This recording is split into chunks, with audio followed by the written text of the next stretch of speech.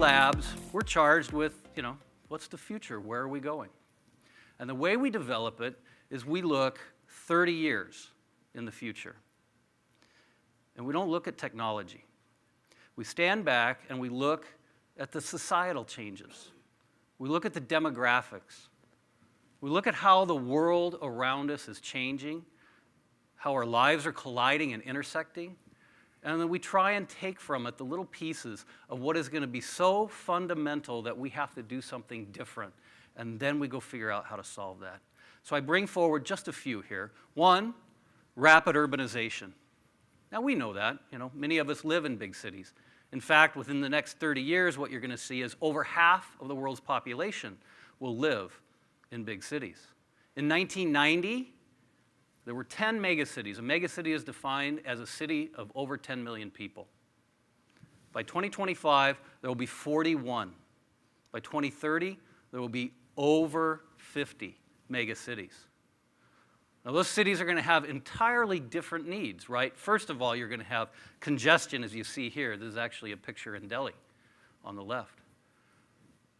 That congestion is going to fundamentally change how we do products. You're not going to be able to get products in, get waste out. Energy will be much more constrained. Resources will be much more valuable. So our current process by which we go about designing products will have to be fundamentally different. Second, changing demographics. Now today, we all target the millennials. That is who's setting the agenda. That's who we want to recruit for the next generation. That's who we go after. And we certainly do that from an HP standpoint. But zoom forward now over the next 30 years, and those demographics will change radically. You'll watch an aging population where in that same time frame, you're suddenly going to see that the majority of people are actually over 50. And the reason is people are living longer, more advanced health care, more advanced capabilities to keep people alive and to make them thrive. And that is going to create a whole slew of different technologies, a whole slew of other needs that will need to be met, fundamentally driven by health care and unique solutions for making people thrive. It's going after what you call the silver spenders. The third big one is hyperglobalization. And hyperglobalization, we all know, is that ideas spread very quickly, right? That an idea that's created in one place can very rapidly be in another place.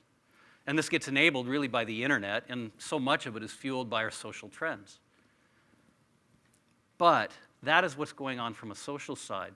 What is really interesting is when you put these together and you look at hyperglobalization, you move to a concept that we believe that will be called glocalization. And that is the idea that one product, one idea, can move in a digital form to somewhere else, can be modified, changed, enhanced, and recreated in a physical form in that environment, and can all be done instantly. And by going after and solving some of these basic human needs, some of these societal needs that we in the broader culture are faced with, you can create some of the more innovative approaches about how you solve these issues. So with that, at HP, what we did is we created a simple vision. And that simple vision we call blended reality. Now, blended reality is a very simple notion. It's really the intersection of our physical life, right? The people, places, things, with our digital life or our digital experiences, where we compute, we communicate, we share, we act.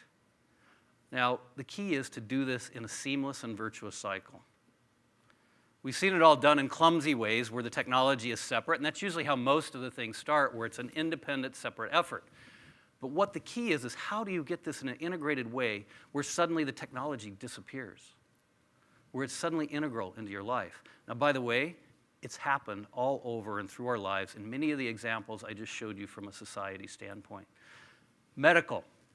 In the areas of medicine, we now have machines that connect up to you.